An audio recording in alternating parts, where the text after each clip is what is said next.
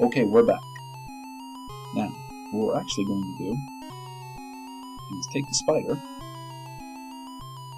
and lob it at him. You wheel back and throw the unconscious spider at the ghost. The ghost shrieks at the sight of the stunned spider.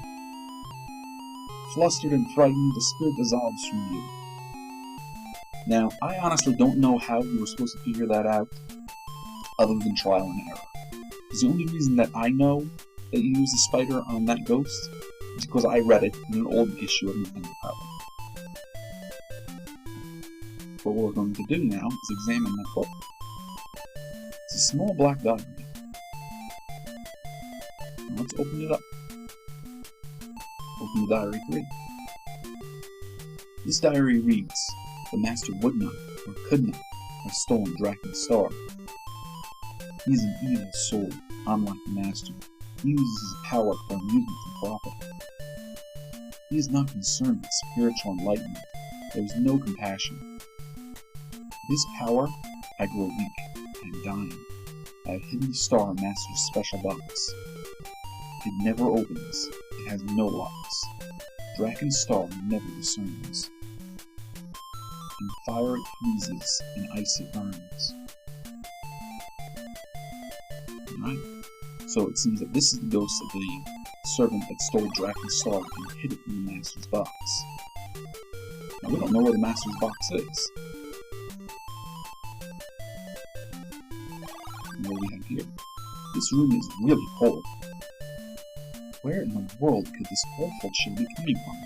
Is it coming from the window? The scene through the window looks pretty grim. This mountainscape is stunning and exhilarating. You can almost smell the mountain air. This leather couch has seen better days. This ink blotter is marked with the lines of many letters. The desk must have been well used. It is adorned with scratches. The door is locked, and there is no key to it. That's weird. Can we open the door? No, open. It's locked. Oh, the desk. Open the desk. Inside is a card. Let's examine the card.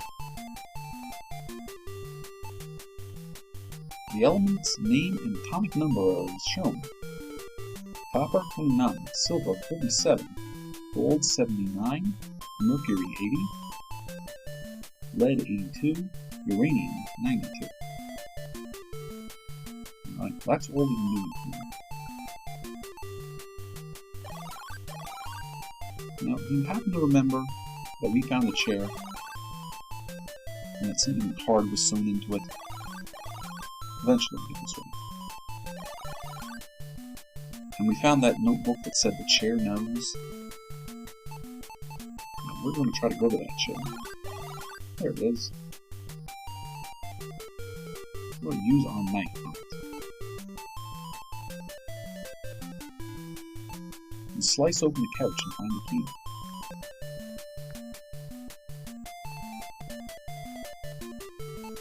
Yes, we can take it. We take the key 1. Now, there were a couple of places for us to use this key. The most important, well, they're all pretty important, but one of the important places is in the master bedroom. If you remember, that big chest in the back is locked. Click, the closet is unlocked. Now there's a box in here, and a couple of scrolls.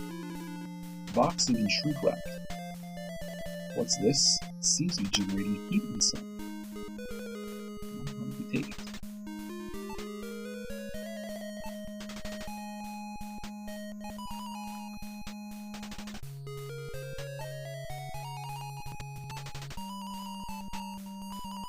Can we open the box? It won't open.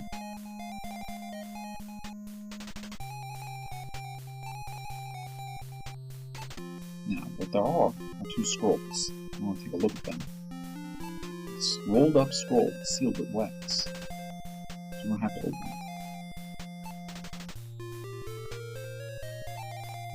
We open the scroll tube. It reads gold, silver, and mercury. Together, they form a key. As you may remember, we just read a card that had the elemental numbers of each element. And those numbers add up to something. And I had enough sense to write them down earlier. So we have 79, 47, 80. That might be important later. Let's open up scroll 3. The scroll reads, the heart of the garden maidens contains a Balathmi gem. It is guarded by he who moves as the moon. Alright, now we could take that bottle, but we're not going to, so it actually doesn't help with anything. What we are going to do, is now that we have this box, we're going to go back into the foyer, and we're going to use the matches to light the fireplace. When the flame is put near the firewood, it starts burning. And what are we going to do with a burning fireplace? Well, we're going to throw this box into it. Why are we throwing this box into it? Well, if you remember the servant's note, it said the box froze in fire but burned in ice. When you throw the box in the fireplace, it burns up. Clouds of smoke bellow from the fireplace. The light reflects off the star with blinding radiance. It must have been in the box. Let's examine it.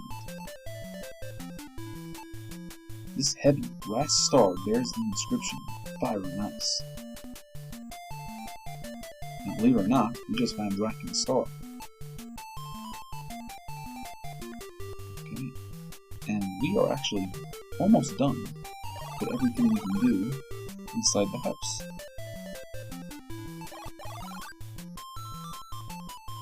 If you remember, the cabinet is locked too, so we're going to use the key to open it. Click. The cabinet is unlocked, and there's a gypsy doll in here. The old-looking doll is shaped like a gypsy fortune teller. The details on the doll make you think that it is almost alive. Now, let's take the doll. Now, do you remember our spells? We have one called Doll Doll, and that's what we're going to use right now. You shout Doll Doll as loudly as possible. A weird voice emerges from the doll's lips. Talk to my pious brother. He can help you find your sister. A word from him can open doors in high places. You memorize the magic words. You learn the spell of O Sesame. That is going to be very important very shortly. Now, since we're done inside, we're going to head outside. You're in the backyard. In the distance, you can see 3 buildings. You should leave what you don't need here. Now, supposedly, at this point, you can drop off items that you don't need or want anymore. I don't know how you're supposed to do this, but apparently you can. So let's just save real quick. Now, we are packing in the time, so I'm going to just sort of speed things up a little bit. We're just going to go to the places that I know we have to go to next. You stand before the greenhouse. The glass is covered with dust. You're in front of the greenhouse. In front of the greenhouse, yes. But what about this spigot? Turning the handle opens and closes the faucet. Now we are going to go inside the greenhouse.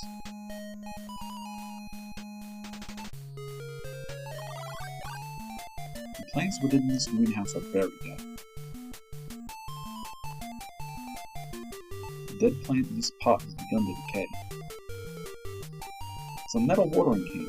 It must be used for watering the plants. You can hear water slashing around in the can. Well, how about we take it?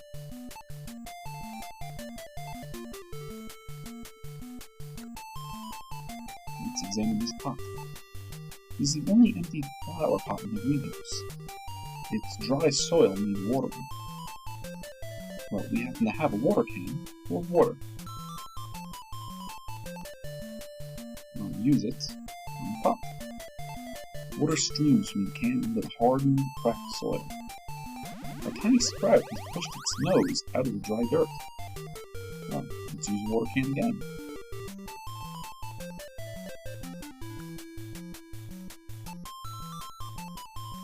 The previous lifeless clay pot now sports a lush green plant. Do we have any more water in the water can to use? Nope, it must be empty. So what we're going to do is use this faucet over here and use the water can. And now that it's full of water again, oh! There's our little buddy again. You now have to question the reliability of your eyes. Yep, you saw the little monster. He's going to keep showing up. We figure out what to do with him.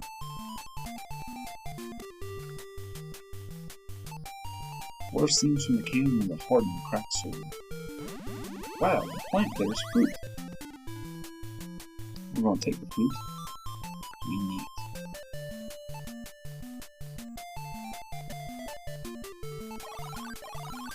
Now that's all we can do in the greenhouse.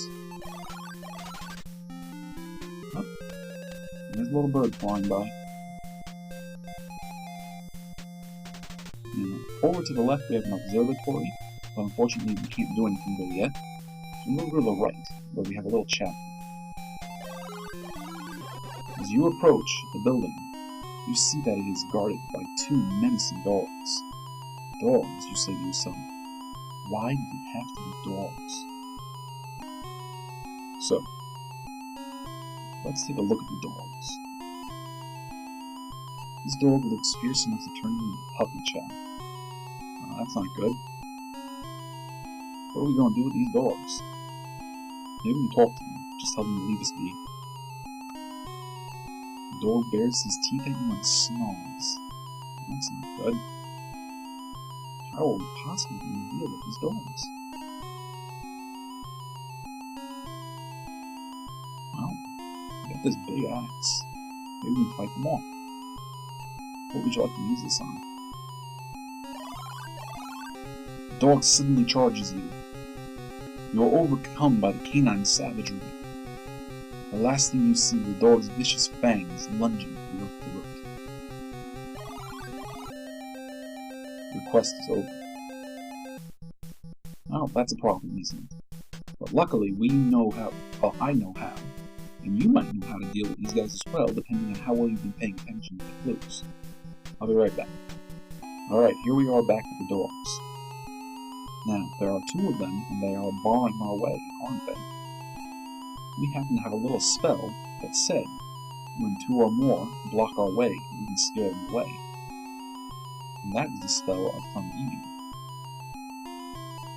You shout Fundidi as loudly as possible. Suddenly, lightning begins to flash, and you hear a loud peal of thunder. As the dogs recoil, they put their tails between their legs and scamper away. The door is now unguarded. And we're going to open it up.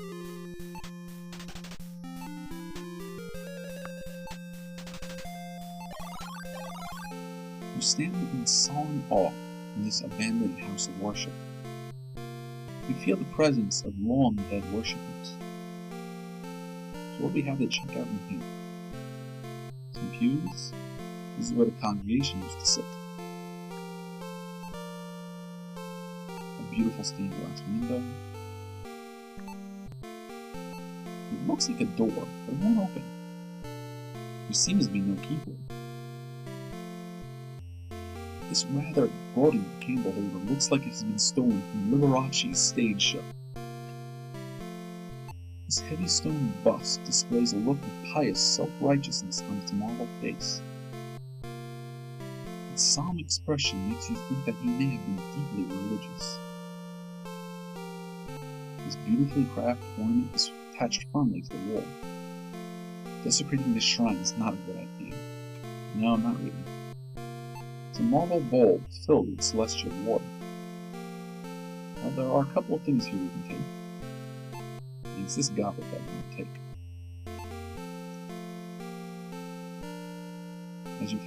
As you fill the goblet, you see the altar move to the side. Wow! You found a secret passage. Now, take a look at it. Under the altar is a dark hole, stretching down some 70 feet. The stale, damp water of stagnant water rises up out of the hole. Now, we could jump down that hole. You really don't want to climb down there. There's a spider down there that's bigger than the red box. And if we don't listen to the game's warning, you really don't want to climb down there. Really, that spider is bad news. Don't try to go down there. Eventually, you really don't want to climb down there. The spider that's down there would rip you to shreds. How bad could it be, right? Well, what do you know? It's a giant spider. It crushes your tiny body in its large, powerful jaws. Your quest is over.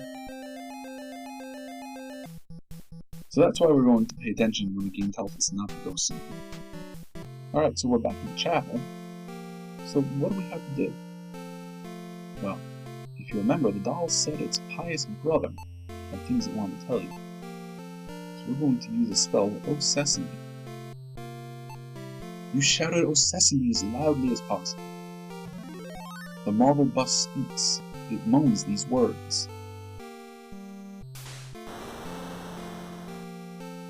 Let the door be open for this poor strayed lamb, but he must not travel in darkness. As soon as the statue stops speaking, the door opens. So what do you know? We found our way out.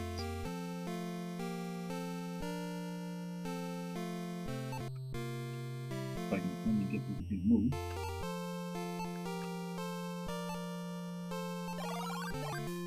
You step into a large yard, and you see a stone maze in the distance. A horrifying apparition, in the shape of a classic ghost, swoops down upon you like a bird of prey. The strange, amorphous creature quickly begins to rip you apart. Its shrieking face is the last thing you'll ever see. Your quest is over. Now how are we supposed to get past that ghost? Well, the pious statue said we must not travel in the darkness, so maybe that's the clue. Alright, we are back. We are in the chapel, and if you remember, we have this really gaudy looking candelabra here. If we use the matches on it, it lights up. So now that we have the lit candelabra, let's take it and try going back outside.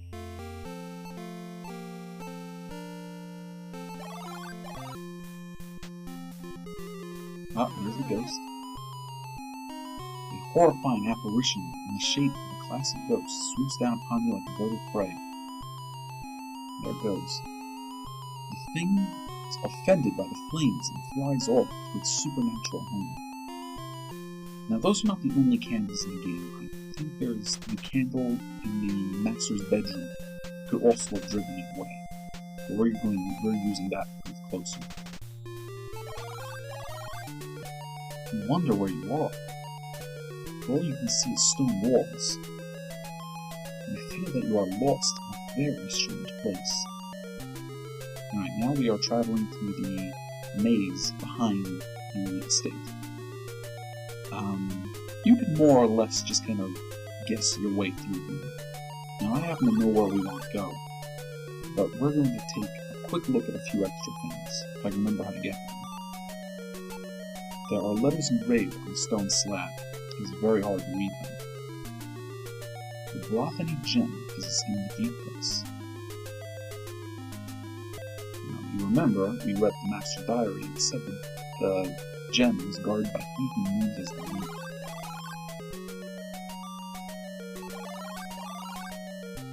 So, we're going to explore a little bit, see what we can find. We reached the dead end. Alright, what can we do here? Move north. A zombie blocks your path. It smells of decay. Alright, let's take a look. It's a zombie. This guy looks dead on his feet. Doesn't smell very good either. So what are we going to do about this undead monster? Well, if you remember, this pendant is supposed to ward off the undead. Let's see if it works. A mysterious light suddenly shoots out of the pendant. The zombie is blasted right in the face. A blue nimbus engulfs the body of the zombie, and with a flash, disappears. So that is how we are going to deal with the zombies. We're going to blow them away with a pendant. There are a couple of zombies that we can find in this maze. Now, I don't know if he who moves as the moon is talking about the zombies, or if it's talking about something else. Now, what have we found here? The name on the tombstone reads Ace Harding. The name sounds familiar, but I can't remember why. Well, for those of you who don't know, Ace Harding was the name of the hero from one of the other adventure games that Icon put out. And I'm pretty sure that was the hero of Deja Vu.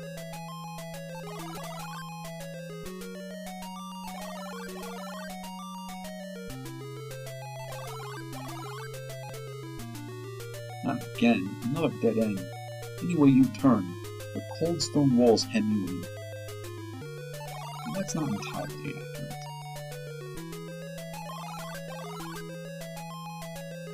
This really is a dead end. Let's hope you don't turn up the same way. We're just going to go back the way we came.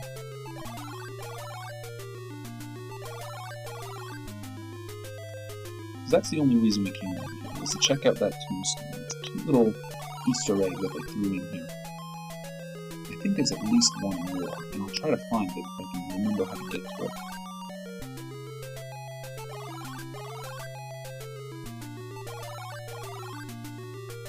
Maybe if I poke my head in every corner to find it, though. Oh, we're in the yard behind the church. What is that?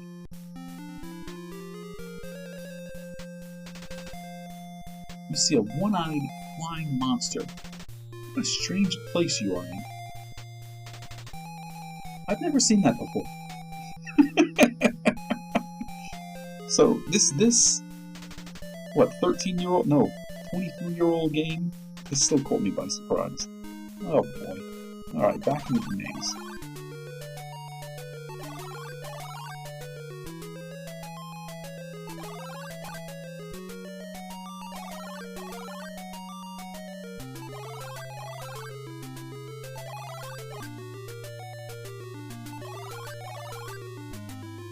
Oh, it's another guy.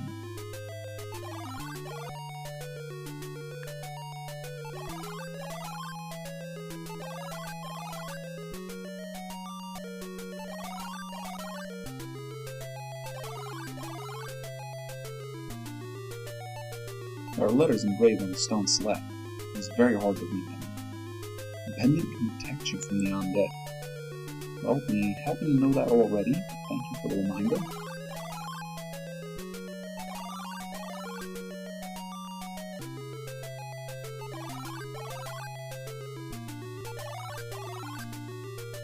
Another slab.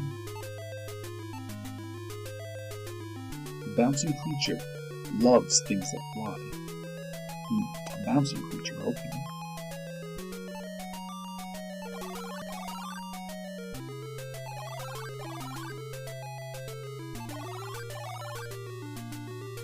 Uh-oh. Whoa.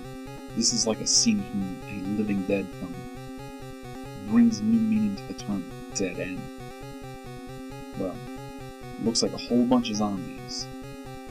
Luckily, we have something to deal with the zombies, don't we?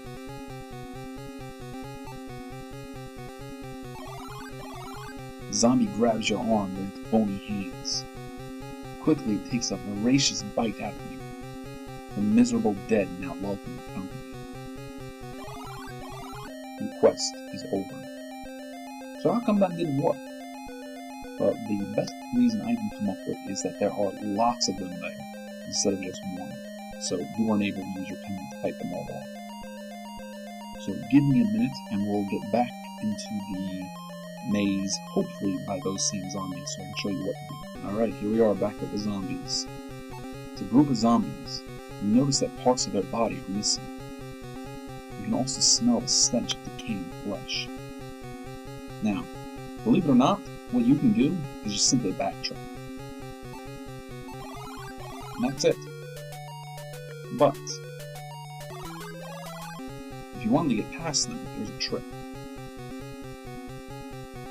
If you remember, we had a spell that said something about escaping large groups. That's what we're going to do. You shout "Laudisi" as loudly as possible. You feel a tingle in the air when you chant the spell. The cloud suddenly appears around you, blotting out your surroundings. Almost as quickly as a cane leaves. The spell took a lot out of you.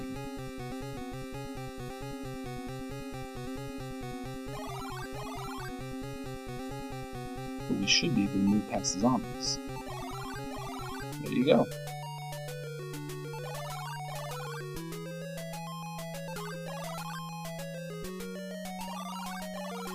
Oh, there's another tombstone. Here lies Talamal. So we think. I'm thinking Talamal is the character from Shadowgate. But like I said, I don't think I actually played Shadowgate.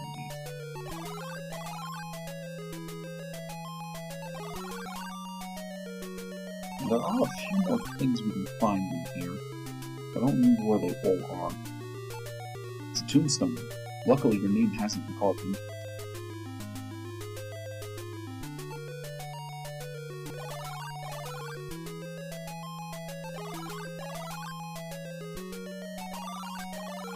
Oh, it's another zombie. And since it's only the one zombie, I'll blow it away with a pen.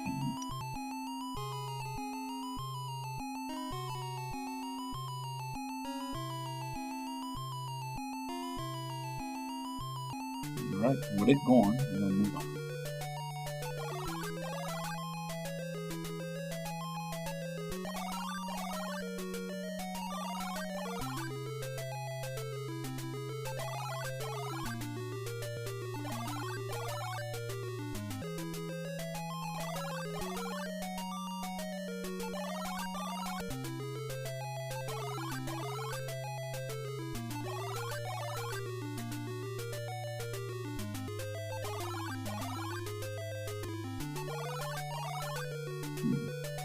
You see a tombstone that has been carved quite differently than the others. So take a look at it. On the tombstone are the words, "A rose is but a rose." You wonder what that message could possibly mean. Don't we have a bouquet of roses? And they would look good on a tombstone, wouldn't they? Well, we happen to have a tombstone right here.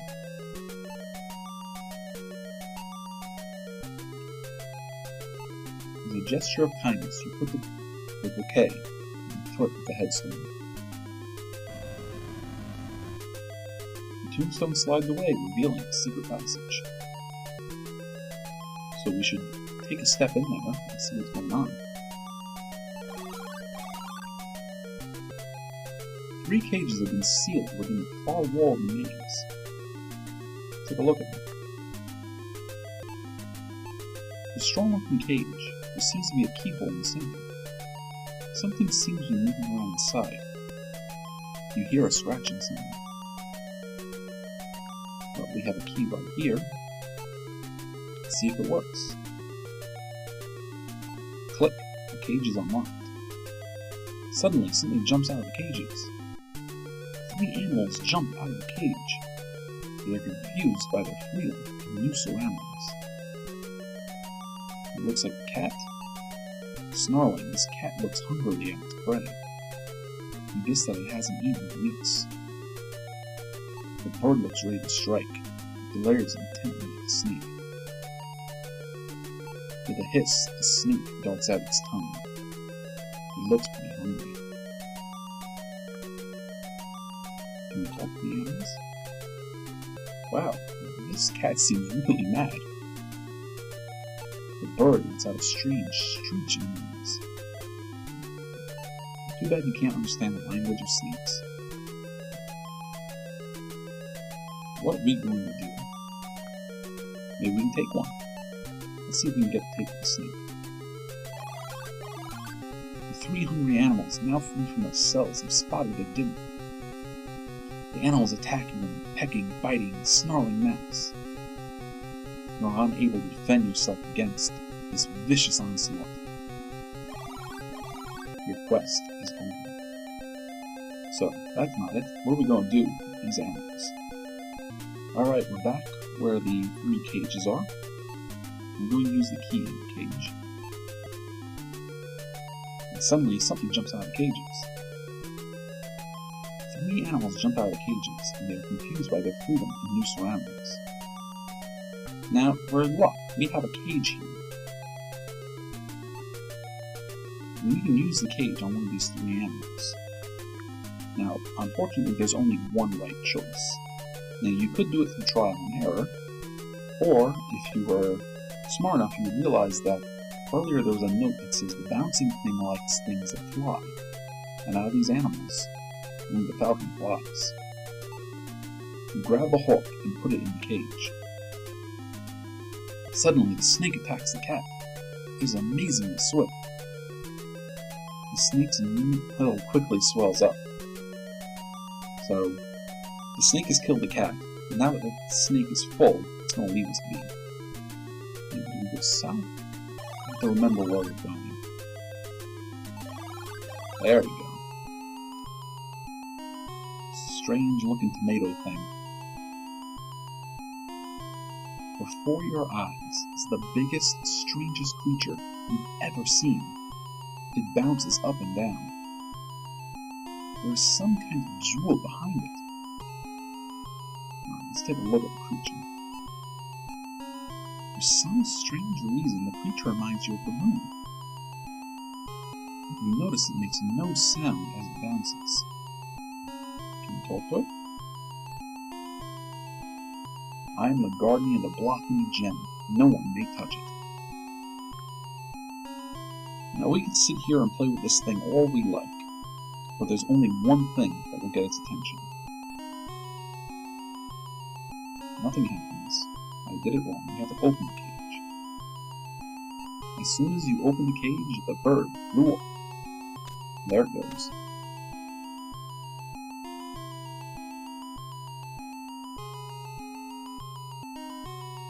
And the killed tomato goes with it. The strange creature was utterly fascinated by the bird. He gave chase to eat it. Well, there you go. Yeah, no kidding. And what do we have here? This beautiful jewel is large and heavy. It must be the blocking gem. And that's what we came here to get.